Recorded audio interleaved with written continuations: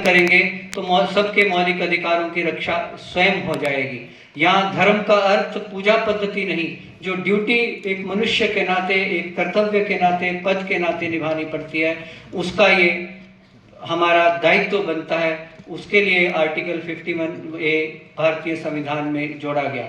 अब आती है बात की मौलिक कर्तव्य, जैसे पर्यावरण, राष्ट्र, राष्ट्रगीत, राष्ट्रगान और देश की रक्षा करना, मातृभूमि की सेवा करना। तो ये क्या सेना में जाकर ही होती है? नहीं, ऐसा नहीं होता। हम जिस जिस पद पर बैठे हैं, जिस जिस काम को करते हैं, मजदूर हैं या राष्ट्रपति हैं, एक कर्मपियन है या जज हैं, या किसी भी स्थान पर हम हैं, अपने देश का विचार करते हुए, संस्कृति का विचार करते हुए अगर अपने अपने कर्तव्य का पालन करते हैं तो सबके अधिकारों की रक्षा स्वयं ही हो जाती है। लेकिन संस्कृति के नाम पर रूढ़ियों को ना बांध के रखें।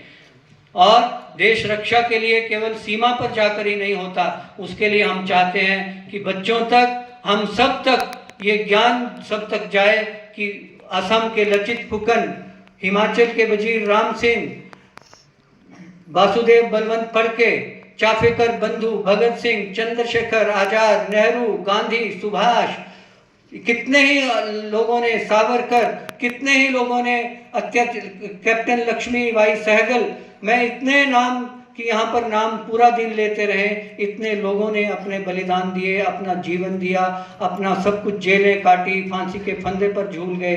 लेकिन क्या हम उनको याद करके एक स्वतंत्र देश की कल्पना करने के बावजूद अपने कर्तव्य से विमुख होकर इस देश की रक्षा कर पाएंगे? नहीं, समय कम है। इस कारण मैं ये केवल आपको संकेत देता हूँ और ये एक इग्निशन पॉइंट है कि हम सोचें हम अपने आप क्या कर सकते हैं।